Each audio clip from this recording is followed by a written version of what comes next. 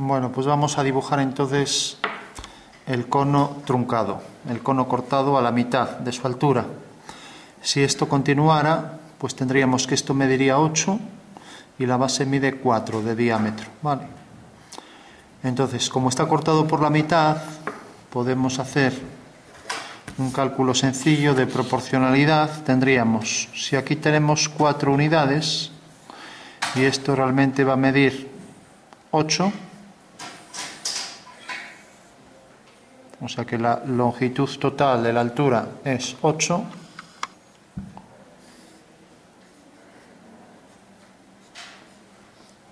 bueno, pues como esto mide 4 de diámetro, pues tenemos que esto es a esto, ¿no?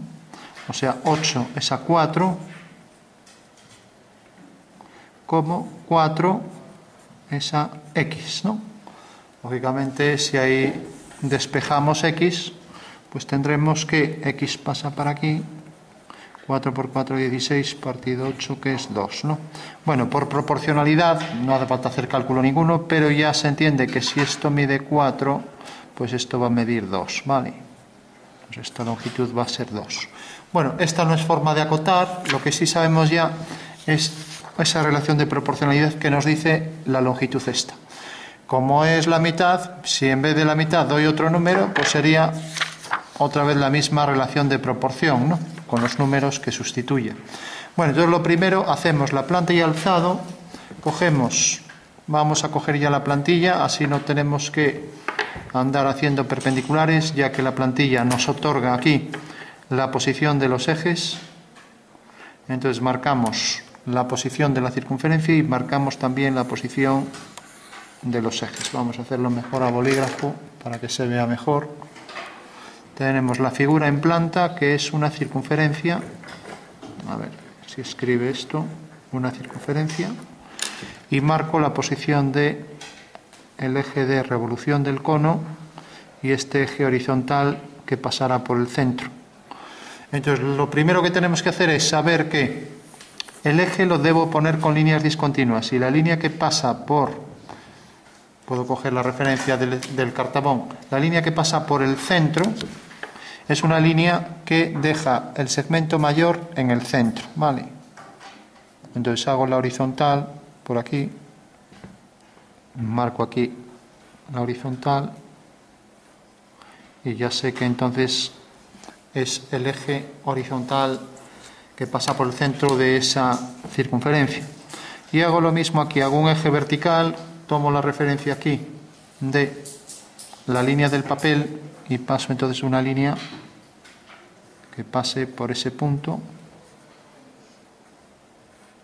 Bueno, tengo el eje vertical, recordad que son líneas discontinuas, intercalando segmento mayor y menor. Y ahora hago el eje propio de la figura en alzado. Entonces ya lo marco aquí.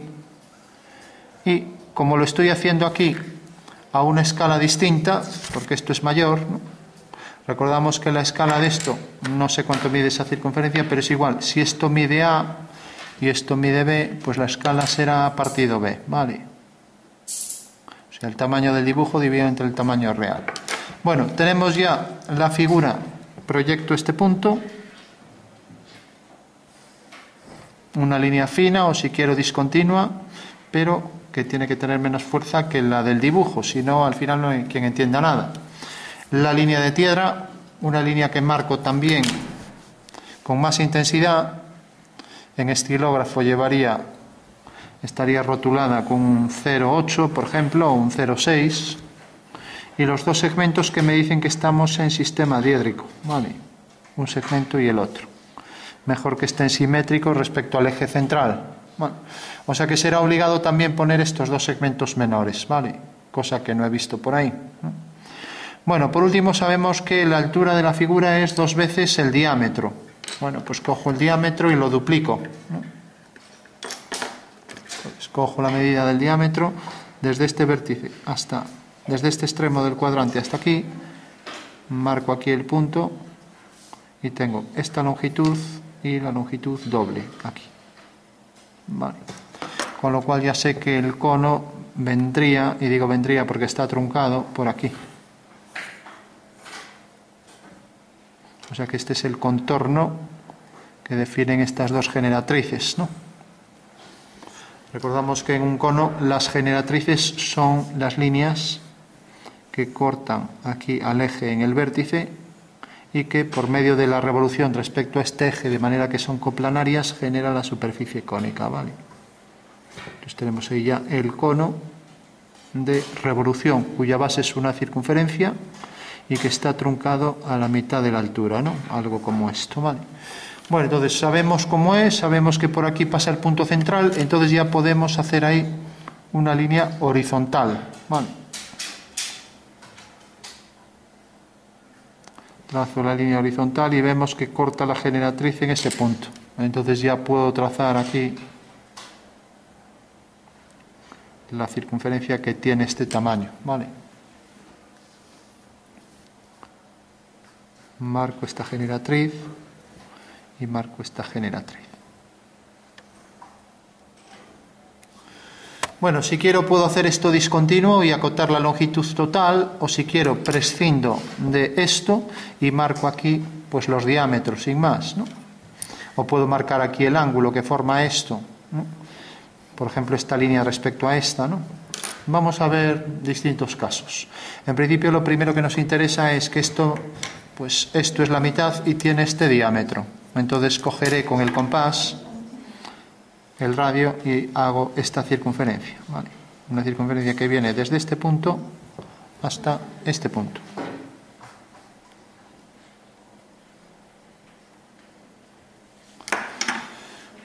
Entonces cojo la circunferencia que pasa por esos dos vértices diametralmente opuestos, hago que coincida con este eje y será una circunferencia concéntrica con la anterior. ¿Alguien se acuerda cómo se llaman estas dos formas planas concéntricas? Estas dos. ¿Sí? ¿Alguien se acuerda? Bueno, pues esto se llama corona circular, ¿vale? Fijaros que pasa por aquí este eje, por aquí. Entonces ya trazo por ahí la circunferencia concéntrica con la anterior. Bueno, ya tengo la figura en planta y alzado y ahora necesito acotarla, ¿no? Entonces, para hacer la acotación, puedo, por ejemplo, colocar una cota para la circunferencia inferior y, por ejemplo, la voy a colocar aquí. Tengo dos opciones, bueno, tengo varias. Una de ellas es hacer la cota que atraviese toda la figura y una vez que la tengo con línea más fina que el dibujo, marco aquí una flecha y marco aquí la otra flecha, ¿vale? Y ahora pongo esta medida. Estoy trabajando a escala, pero necesito poner la medida que pone aquí y no pongo nunca unidades, ¿no? Pues aquí tengo, por ejemplo, 35 milímetros, ¿vale? Lo pongo en milímetros. Entonces prolongo la línea de cota y pongo aquí, sobre esta línea, pongo 35. Bueno, ya tengo acotado esto, no pongo el símbolo de diámetro porque el símbolo de diámetro se pondría en este caso si lo hubiera acotado de esta manera. Tengo una circunferencia, tengo por ejemplo los ejes y ahora pongo aquí la línea que va dirigida al centro, pero ya no pongo esta línea ni pongo la continuación. Entonces sí que debo poner diámetro el que sea, por ejemplo 6 milímetros, ¿vale? Bueno, no sería 6, sería pues el doble, 12 por ejemplo, ya que estoy pensando en esto. Bueno, en este caso, como pasa por aquí, pongo las flechas de ambos lados, no pongo el símbolo de diámetro, ¿no? Puedo hacer el otro, pues también de la misma forma, si pongo, no puedo poner la cota al lado de esta, entonces debo colocarla preferentemente, por ejemplo, de este lado, y aquí lo voy a hacer de la otra forma, puedo hacerlo de las dos formas, ¿no? Tengo esta cota, tengo aquí la flecha, la cota puede pasar por encima del dibujo, debe pasarlo a continuación por el centro y ahora pongo aquí el símbolo de diámetro y mido el diámetro de esto. Esto era 35, vamos a verificarlo, sí. Y esto, el diámetro tiene que ser la mitad. Pues la mitad es 2 y 2, 4. A ver, 35 entre 2, 27, 14, 17,5, ¿no? Bueno, pues diámetro, vamos a ver, 17, bueno, más o menos. Fijaros que el número debe estar en paralelo a la cota. Si la cota está inclinada y tiene que estarlo, pues el número también. Vale. Bueno, ya tengo esas dos cotas y ahora tengo que medir las alturas, ¿no? Entonces, como tengo este diámetro y tengo esto, con medir una altura me llega y la figura ya estaría completamente acotada, ¿vale? Hay muchas formas de acotar un cono, pero bueno, no las vamos a ver. Conicidad, ángulos de inclinación, pendiente y otras tantas más. Pero bueno, se utiliza en dibujo industrial y aquí no vamos a profundizar en eso. Entonces simplemente pondré esta medida, esta línea ya la termino y tendré ya la figura acotada al completo, ¿no? Entonces hago aquí la prolongación de esta y a partir de este punto cojo 8 milímetros. Conviene dejar, para que quede más presentable, un desfase, que significa que esta línea auxiliar de cota no toca la figura, sino que dejo ahí 1 o 2 milímetros, ¿vale? Contabilizo aquí los 8 milímetros.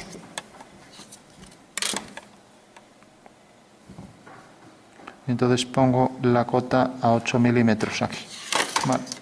Hago la vertical y ya tengo entonces completamente acotada la pieza. Línea vertical que pasa por este punto.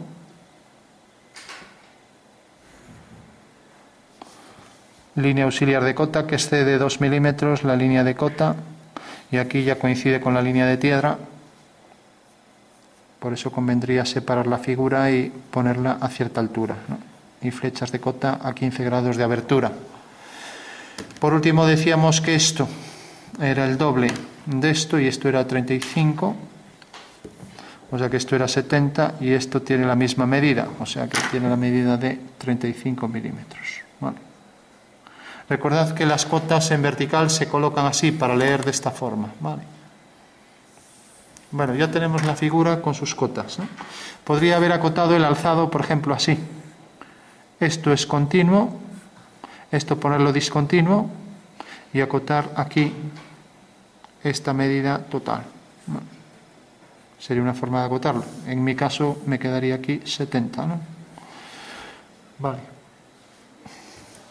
Tenemos la figura, hacemos la sonometría, dibujamos la base del triángulo, hago una línea horizontal y hago el triángulo equilátero, ¿vale? Entonces marco 2 puntos con la longitud que quiera que tenga el triángulo y hago un triángulo equilátero. Hago aquí este arco y hago aquí este otro. La intersección de los dos arcos me define el punto de intersección del vértice opuesto del triángulo, ¿vale?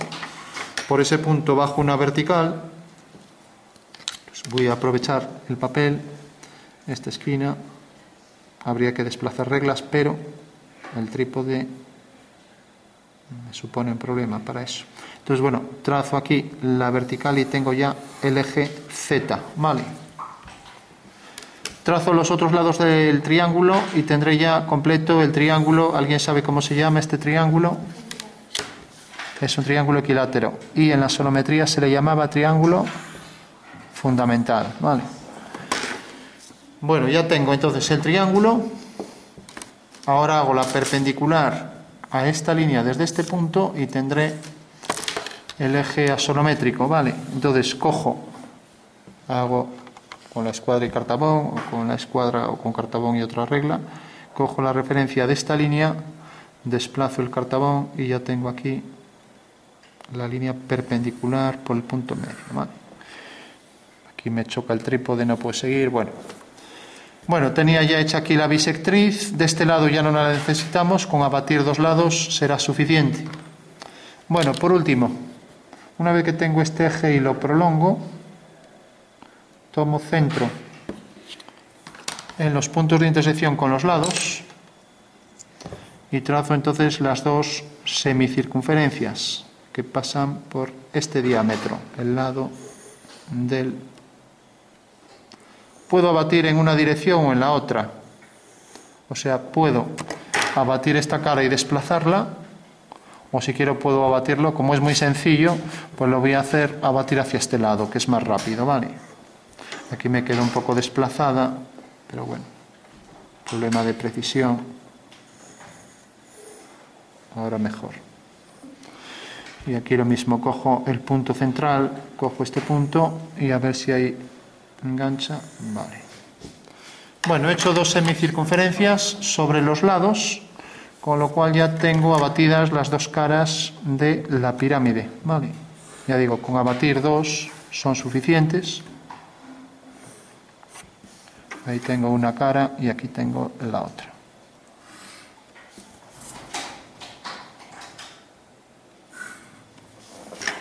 Vale. Bueno, una vez que tengo esto, entonces colocaré esta vista en planta, la coloco aquí, voy a centrar que el eje Z pase por el eje de revolución. Vale. Entonces voy a colocar aquí la figura centrada, para lo cual alargo los ejes abatidos, ¿no? Voy a nombrar los ejes también. Pues prolongo este eje. Nombro los ejes. Tengo aquí los 3 ejes. Entonces tengo el eje, voy a nombrar a este eje X, por ejemplo. Este sería el eje X'. Este será el eje Y'. Y este el Z'. Recordamos que el ángulo entre los 2 ejes viene definido por este ángulo que me da la regla de las elipses isométricas, y lo mismo aquí, o sea que podría haberlo hecho con la regla. Bueno, ya tengo la pirámide con sus caras abatidas. Abatir las caras ya sabéis que es girarlas hasta hacerlas coincidir con el plano del papel, y ahora lo único que tengo que colocar son las 2 vistas aquí, y tendré ya resuelto el ejercicio, ¿no? Entonces era la circunferencia mayor, cojo esa circunferencia, entonces era esta circunferencia, la coloco aquí. Para ello me apoyo en los ejes de los cuadrantes. Tenemos que ver que los 4 ejes de la circunferencia pasen exactamente por esas líneas, ¿no? En el momento en que yo pase los 4 ejes y el dibujo está preciso, entonces tendré el centro exacto de la circunferencia, ¿vale? O sea que esta es la circunferencia mayor, y ahora hago lo mismo con la menor, ¿no? La menor, a ver, para no hacerla con el compás, parece que es esta. Vale, bueno, pone 18, era 17,5, pero bueno, con aproximación. Entonces también cojo la posición de los ejes y marco ahí la circunferencia 18. Vale. Con lo cual tengo ahí la otra circunferencia. Vale, ya tengo la figura en planta, ya la podría proyectar, puedo incluso pues proyectar la anchura, etcétera. Para eso voy a hacer una horizontal por el centro de la circunferencia. Entonces voy a hacer la horizontal para proyectar, ya que al proyectar una circunferencia se va a proyectar con un tamaño igual en su diámetro horizontal. Vale. Bueno, por último coloco esta figura aquí centrada y ya podré construir rápidamente la sonometría. Entonces coloco las 2 medidas, coloco por un lado esta medida para la base. Recordamos que en este caso la figura va a quedar al revés, ya que estamos haciendo el abatimiento sin traslación. Cogemos, por ejemplo, esta longitud aquí para la altura. La altura va a ser esta. Y ahora cogemos esta medida, esta longitud, y la colocamos aquí en un arco. Y lo mismo aquí en un arco. Y ahora hemos cogido esta longitud. Si quiero cojo, pues por ejemplo esta, ya la puedo coger donde quiera. Yo la voy a coger de este lado. Entonces la intersección de este arco con el anterior me da ahí el punto. Y lo mismo aquí. Esto es pasar la circunferencia mediante arcos, ¿vale? Bueno, entonces ya sé que pasa por este punto, entra aquí perpendicular en este punto y lo uno con estos 2 y tendré completa la figura. Entonces ya la trazo. Entonces, pasa por este punto, pasa desde este punto hasta este, y esta es una perpendicular. Una perpendicular a ese eje abatida. Vale. Bueno, pues ya tengo la figura en planta y alzado, y entonces ahora la proyecto aquí. Si proyecto esta figura aquí, pues fijaros que este punto, al hacer la dirección del eje Y',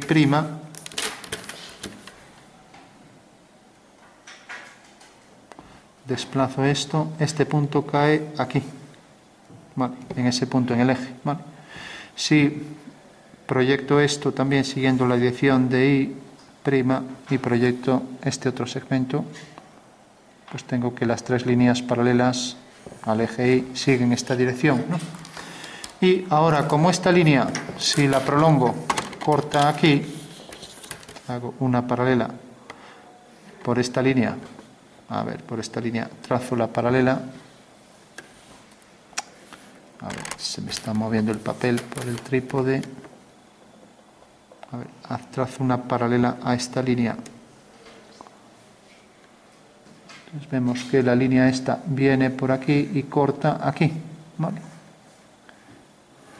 Bueno, pues esa línea, si la he prolongado y corta aquí, necesariamente esta de aquí será paralela a este eje y también cortará en el mismo punto y detectará estos dos puntos, ¿no? Entonces ya los marco. Entonces hago la paralela a este eje, debe pasar por este vértice y ahí tengo ya los dos puntos, ¿vale? Bueno, ya sé que la perspectiva de esta línea es esta. Ahora proyecto este punto y proyecto este otro y ya tendré el cuadrilátero al completo, ¿vale?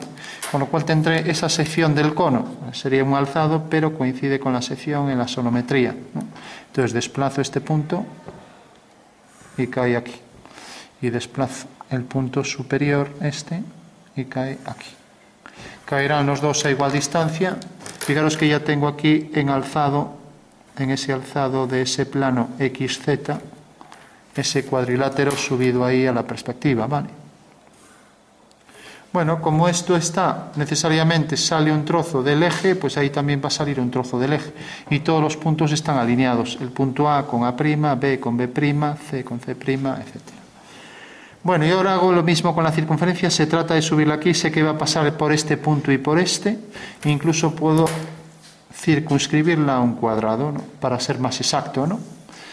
Puedo proyectar también este punto y sé que va a quedar aquí en una horizontal. Entonces trazo esa horizontal, cojo la referencia del origen de coordenadas y hago esa línea horizontal, con lo cual sé que vendrá por aquí.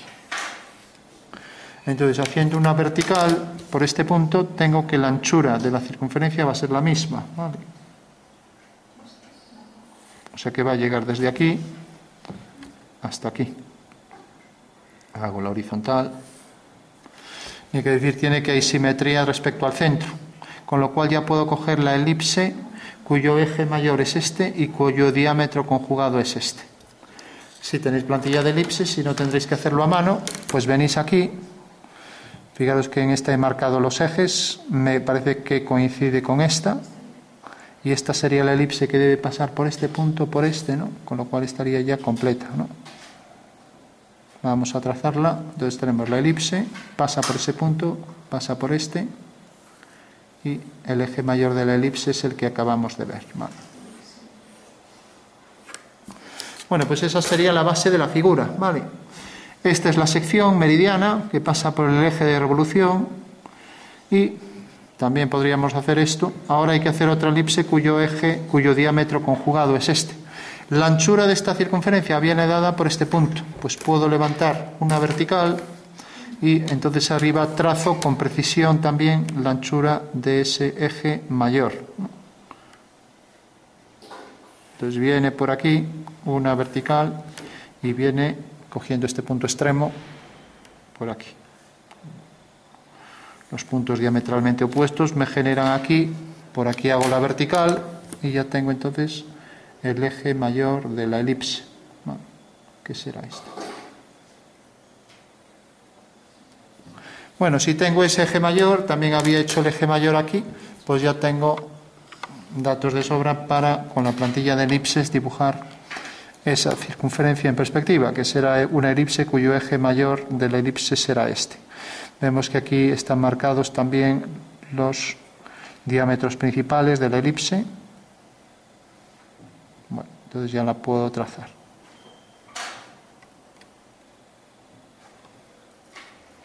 La elipse superior se verá completa, lógicamente la de abajo se verá, pues no se verá completa. Si yo ahora hago las dos tangentes a la elipse en sus contornos, pues necesariamente obtendré la posición del vértice, que si prolongo por aquí, ese vértice vemos que es este, ¿no? Debe ir al mismo punto si está bien dibujado, ¿no?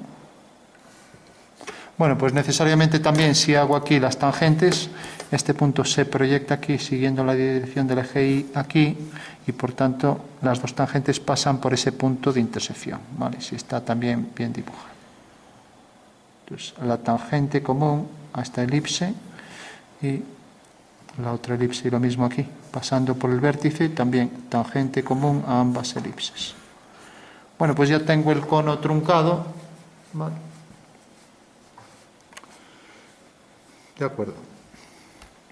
Bueno, pues fijaros, es evidente que el eje mayor de esta circunferencia se transforma en un eje exactamente igual, el eje mayor de la elipse. Ahora bien, ¿por qué? Porque esto es una figura pues colocada así o así, ¿no? Como queramos, ¿no? Si por ejemplo la coloco así, pues necesariamente al girar esta circunferencia sigue teniendo este mismo diámetro, pero este sí que se ha reducido, ¿no? ¿Cuánto se reduce? Bueno, pues si hacemos por aquí una línea horizontal, vamos a trazarla con esto mejor. Hagamos por aquí una línea horizontal. Veremos que esto define la posición exacta del semieje menor y llega hasta aquí. Entonces, si bajo por aquí esta línea, corta aquí. Al hacer por aquí una línea horizontal, vemos que es tangente a esta, ¿no? Vale. Entonces, si hago aquí la tangente, llega hasta aquí. Bueno, ¿qué significa esto? Pues significa lo siguiente. Si yo aquí hago la tangente a esta curva, levanto aquí una vertical y donde corta aquí hago la horizontal, porque esta es horizontal y al girar este plano sigue siendo horizontal. Entonces, ¿qué significa? Que esto corta aquí a esta línea y por tanto me está definiendo la longitud del eje menor, ¿vale?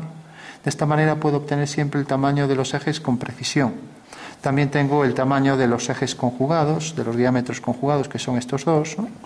Y que se corresponden realmente con este y con este.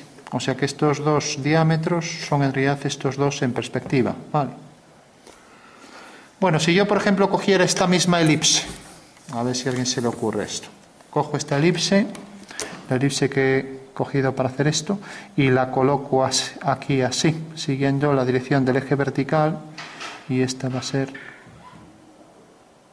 la elipse, ¿vale? Entonces la coloco aquí. Entonces, ¿qué figura sería esta si le sumo este trozo? ¿Cómo la nombraríais si la queréis describir? Una elipse que ahora hago aquí las tangentes comunes, que son verticales,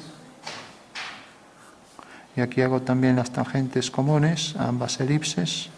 Entonces, ¿cómo describiríais esta figura? Una figura formada por un cilindro y un cono truncado, ¿vale? Estas líneas sobran, era la sección, estas también, los diámetros también, pero bueno. Entonces tenemos esta figura formada por un cilindro más un cono. Entonces, si quisiera calcular la medida exacta de este cilindro, ¿cómo lo podría hacer? Pues fijaros que esta línea, en realidad, era la perspectiva de esta. Eso quiere decir que si yo ahora por este punto hago una paralela, ahora estamos haciendo lo contrario. Hemos partido de las vistas para construir una perspectiva, ahora de la perspectiva sacamos las vistas, ¿vale?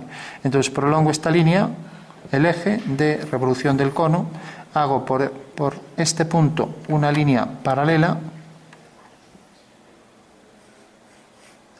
y hago una perpendicular. ¿A qué altura? Bueno, pues eso es lo que tenemos que ver aquí. Fijaros que aquí corta exactamente en este punto. Si bajo una vertical, realmente esa vertical viene por aquí, hago la vertical y viene hasta aquí. Entonces yo pregunto, ¿este cilindro está por debajo del plano XY o no? El plano XY es el del suelo donde se apoyaba el cono. Está por debajo, ¿no? Entonces fijaros que aquí también tendrá que quedar por debajo. Fijaros que esta altura viene hasta aquí. Entonces si hago por aquí una paralela al eje Y', llega hasta aquí, me va a dar la altura real del cono, ¿vale? Entonces ya lo puedo trazar y puedo decir con precisión que esa altura de ese cilindro pues va a ser exactamente al hacer aquí. Fijaros que he bajado una vertical aquí, entonces hago en ese punto de contacto la tangente, y la tangente ahí me define la posición exacta de la altura del cilindro, ¿vale?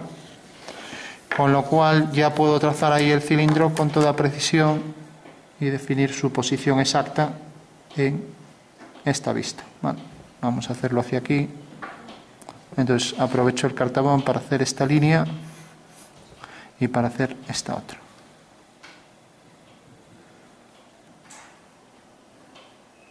Bueno, tengo ya entonces el cilindro más el cono.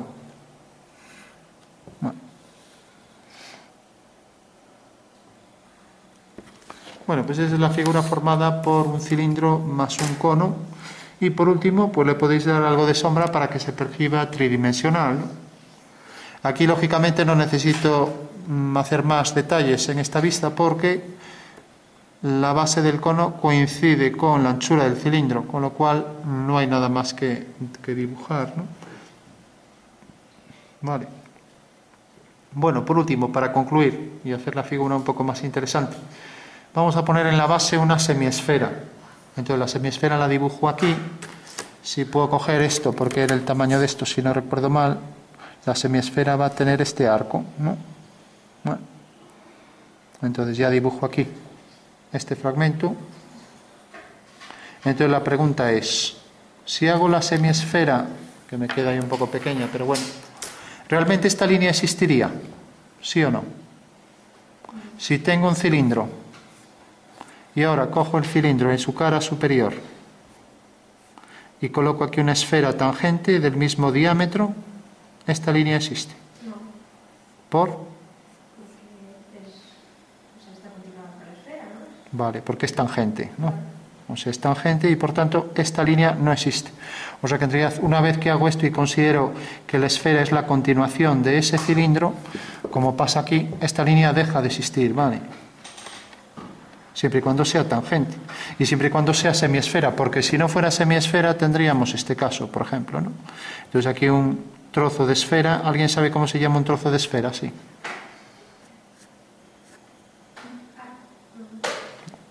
Se llama casquete esférico, ¿vale? O sea, cuando cortamos la esfera por un trozo, pues se llama casquete esférico. Mientras que esto se llama semiesfera o hemisferio, ¿no? Bueno, pues lógicamente, como es tangente, o sea que podría hacer, si fuera más preciso, ya que ahí quedó algo más pequeño, si fuera perfectamente tangente, realmente esa línea entre las dos superficies no existe, ¿vale? Con lo cual ya la puedo quitar. Bueno, pues es una figura formada entonces por cono, cilindro y esfera. Y entonces ahora tengo que hacerla aquí. Sabemos que va a ser aquí tangente. Si aquí bajo una vertical,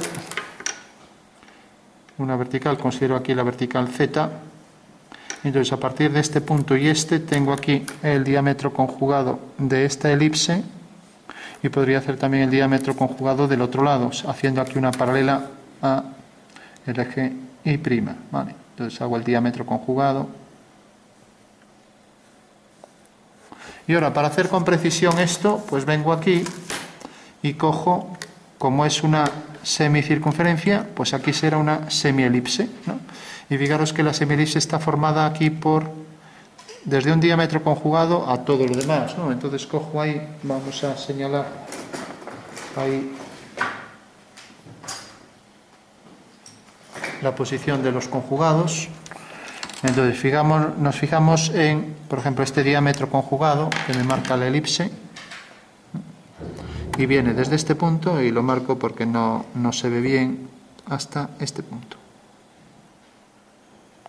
Bueno, pues ese es el diámetro conjugado que debe quedar aquí sobre la vertical. Lo que pasa es que esta elipse es muy grande, ¿no? Entonces me acerco y cojo la siguiente. Esta ya parece que se ajusta bastante bien, ¿no? Entonces, fijaros, marco la posición de un diámetro conjugado y del otro diámetro conjugado. A ver, está en esta posición y viene por aquí.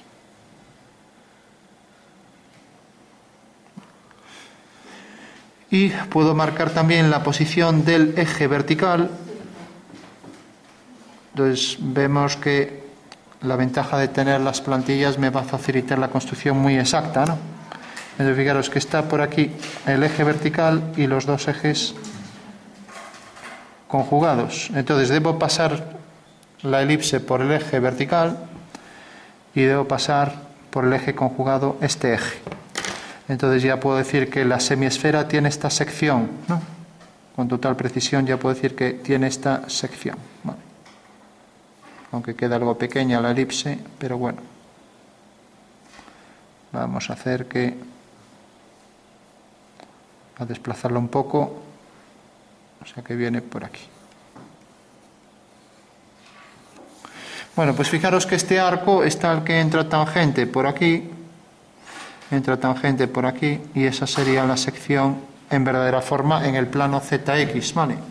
Y hago exactamente lo mismo del otro lado, o sea que tengo aquí esa sección y ahora tendría aquí la otra sección. ¿Qué ventaja tiene utilizar esto? Pues que ahora, si tengo estos dos arcos elípticos, pues ya tengo el contorno envolvente de la superficie esférica, o sea que podré trazar las tangentes a esas dos elipses. Lo que pasa es que alguien me dirá, bueno, pero es que la proyección de una esfera en axonometría, sea isométrica o de otro tipo, es una circunferencia. Entonces excusábamos hacer esto, ¿vale? Lo que pasa es que esto también nos define por dónde pasa y nos define el interior ahí, ¿no? O sea que tenemos esta otra curva que será simétrica de esta. Y como vemos, no parece muy simétrica, no está muy bien colocado. Vamos a repetirla. Entonces tenemos el eje vertical.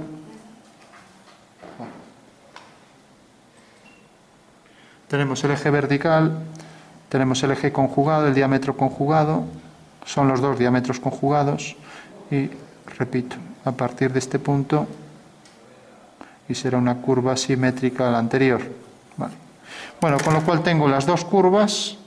Entra tangente aquí a esta vertical por este punto, igual que esta, y por allí detrás entra tangente a estas dos. Bueno, para concluir, y ya terminamos, esta es la esfera que necesariamente será tangente. Tendrá aquí un diámetro que viene por este punto y por este, ya que aquí está la base de la esfera, y por tanto será tangente a esos dos arcos. ¿De acuerdo? O sea que tengo ya el contorno exacto de la esfera que pasa por este eje. Bueno, pues esa sería ya la figura al completo. ¿De acuerdo? Bueno, por último, y ya para concluir, tenemos este punto, tenemos el diámetro conjugado de esta elipse, que coincidirá en el punto de corte aquí en el vértice con esta, por lo tanto ya lo puedo trazar. Eso quiere decir que la elipse viene por aquí y seguirá en la dirección del eje Y', ¿no? Eso quiere decir que esta sería una sección. Entonces se podría pedir quitarle un cuarto a la pieza que tenemos aquí, ¿vale? Si le quitamos un cuarto a la pieza, ¿qué nos quedaría? Y entonces ya lo marcamos a bolígrafo, que sería el resultado final. Entonces tenemos que nos quedamos aquí con esta generatriz, con esta otra. Tenemos aquí esta circunferencia cortada de manera que pasa por un diámetro conjugado de la elipse, ahora pasa por aquí, por el otro diámetro conjugado. Por supuesto que hay simetría. Esta será una línea vertical.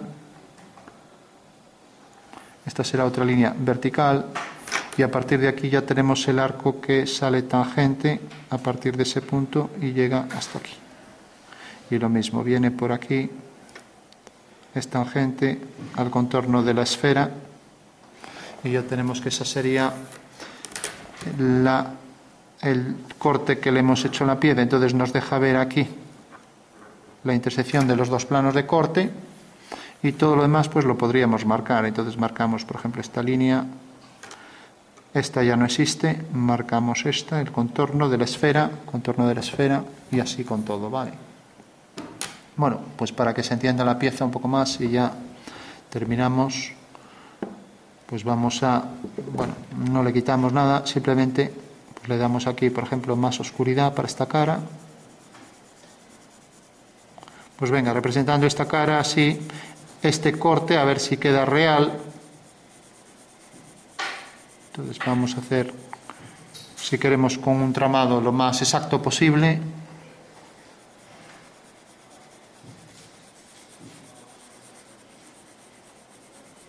Eso es lo que se llama un corte de cuadrante, le hemos quitado un cuarto a la pieza, ¿vale? Esto podría proyectar su sombra hacia aquí, entonces vamos a ponerlo así, proyecta aquí este punto hacia aquí, vamos a ponerlo aquí, ahora proyecta esta línea hasta aquí, esto sigue esta dirección, esto seguirá la misma dirección, y ahora proyecta esto, de manera que proyecta toda la sombra, todo por aquí, ¿vale? Bueno, pues ya completamos la sombra. Entonces este punto cae aquí, este caerá aquí abajo, por ejemplo, y ahora a partir de aquí la sombra de esta línea y luego el arco.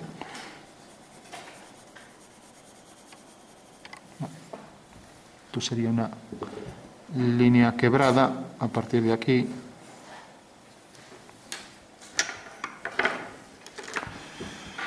Podemos poner el oscuro interno, todo por aquí, más oscuridad para la parte interna, y luego la proyección de la sombra sobre esa cara. Vale. Cogeríamos el difumino y marcamos todo el oscuro sobre esta cara.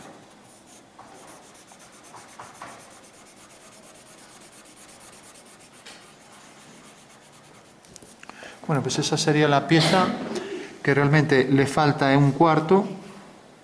Este punto se proyecta aquí, ahora tendríamos la inclinación esta, que queda todo por aquí, hasta llegar aquí abajo, y ahora la sombra de esta línea a partir de aquí, y luego la sombra de la curva ya quedaría por detrás. Tenemos el objeto ya, y por último también decir que esto pues tendrá su sombra lateral. También intentamos hacerlo homogéneo, siguiendo las generatrices. Lo mismo, esta sombra lateral para el cilindro y la sombra de la esfera, ¿no? Como esta línea no existía, pues sería la continuación. Si existe, no es la continuación, ¿vale? O sea que esta línea habría que quitarla, y si hacemos aquí las generatrices, que son las que diferencian.